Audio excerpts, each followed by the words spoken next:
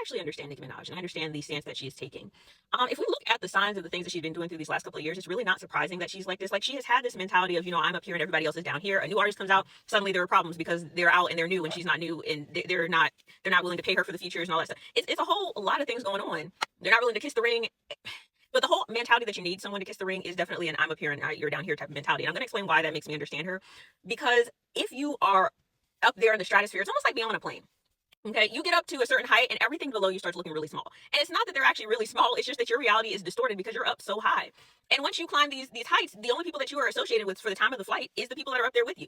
Nicki Minaj is aligning herself with the people that she perceives as being up there with her, with the side of power. It doesn't really matter what's right or wrong at this time, it's just that they have the power and she is trying to align herself with that power and that wealth and the potential for wealth.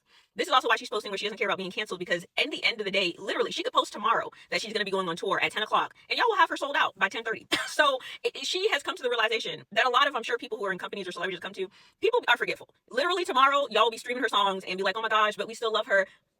So she's going to do what she wants. She's going to align with who she wants to get the money, and she's going to get it from both ends, because that's just how it is. I mean, people would really have to ignore her existence for an extended period of time, ignore her new releases. Literally, she could come out with a good song tomorrow. It'll be, y'all be having a new TikTok dance to it. So like, it just is one of those things. Like, until you stand on something, people will realize you're going to fall for anything. But getting back to the airplane, you're going to be up there with those people for however long the flight is. And people who are up there don't even realize how much the people on the ground, can affect the flight. Like, God forbid, one of the air traffic controls loses sight or doesn't have the funding and they don't have enough people to monitor all these things, then you can come crashing down. And that's definitely the cycle that we see with celebrities and people in wealth and, all of those things where they do come crashing down. They're like, I can't believe. And it's like, amazingly, someone should have been paying attention to the ground so that we can have a connection.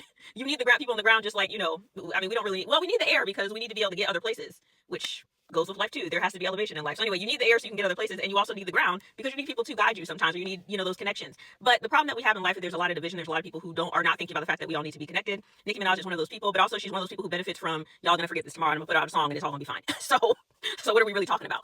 Like, y'all not doing nothing. So yeah, like I said, I understand Nicki Minaj's situation, and yeah, it doesn't surprise me at all.